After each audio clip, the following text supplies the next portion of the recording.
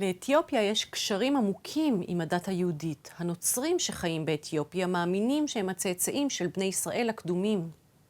בני קהילת ביתא ישראל הם יהודים שחיו כבר בזמנים עתיקים באתיופיה, וסרבו בכל הדורות להיכנע ללחצים שהופעלו עליהם להתנצר. מעניין לציין שקהילת ביתא ישראל חיה במנותק מקהילות יהודיות אחרות ברחבי העולם, והיא לא הושפעה מהאירועים שקרו לעם היהודי לאחר חורבן בית שני. משום כך היא לא נחשפה להתפתחויות של המסורת המעוגנת במשנה ובתלמוד, ובאופן הזה השתמרו בה עד היום מנהגים יהודיים נדירים וחשובים מימי בית ראשון. אף על פי שבאתיופיה מעולם לא הוטל ספק ביהדותם של ביתא ישראל, הרי שהממסד היהודי במדינת ישראל לא מיהר להעניק להם הכרה. רק בשנת 1973 פסק הרב הספרדי הראשי לישראל דאז, עובדיה יוסף, כי הם צאצאי שבט דן האבוד, פסיקה שפתחה בפניהם באופן רשמי ומוסרי את שערי מדינת ישראל, ואפשרה את גלי ההגירה בממדים גדולים. יהודיות ויהודים באתיופיה ארגו לציון תמיד ופעלו במשך דורות לעלות לישראל, אך היו שתי עליות מרכזיות מאתיופיה, מבצע משה ומבצע שלמה. במסגרת מבצע משה, שהתקיים בסוף 1984, עלו ארצה ברכבת אווירית כ8,000 מיהודי אתיופיה. המבצע החל בהליכה דרך סודאן בתנאים קשים, וכ4,000 איש לא שרדו את תלאות המסע. למרבה הצער, הופסק מבצע משה בעודו באיבו, בעקבות ידיעות עליו שנכתבו בעיתונות הישראלית. הדבר נודע גם לנשיא סודאן, שחשש מתגובת העולם הערבי לאור חשיפת המבצע והקשר של סודאן לישראל, ומשום כך הופסקה העלייה.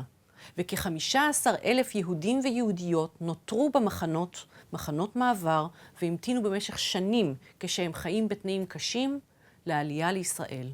בשנים הבאות פעלו יהודים ויהודיות יוצאי אתיופיה להמשך העלייה לישראל. בשנת 1991 נוצרה ההזדמנות לזרז את ההגירה לישראל בסדרי גודל משמעותיים. משטרו הקומוניסטי של השליט מנגיסטו עמד אז בפני קריסה, והדחתו הקרובה עוררה חשש לגורלם של אלפי היהודים שהמתינו שם לעלייה. ממשלת ישראל פתחה במשא ומתן כדי להוציא את היהודים במהירות מאתיופיה. מבצע שלמה נמשך 34 שעות, ובמהלכו הטיסו 30 מטוסים של חיל האוויר הישראלי וחברת אל על, כ14,300 איש ואישה מיהודי אתיופיה למדינת ישראל.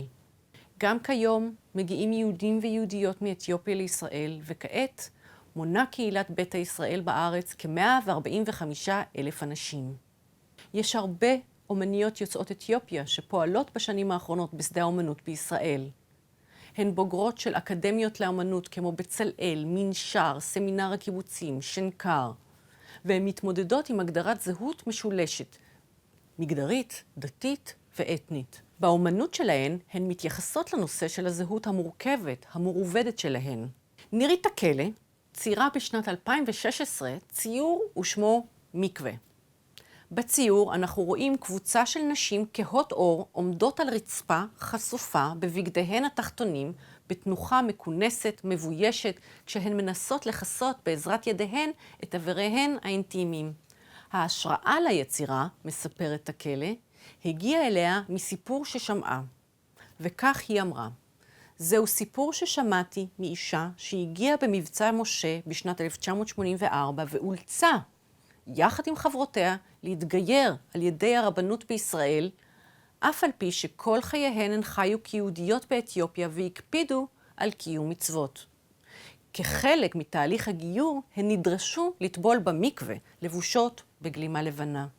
כשעלו מהמים הגלימה נצמדה להן לגוף ונעשתה שקופה, וכל זאת מול עיניהם הלטושות של קבוצת רבנים אורתודוקסים.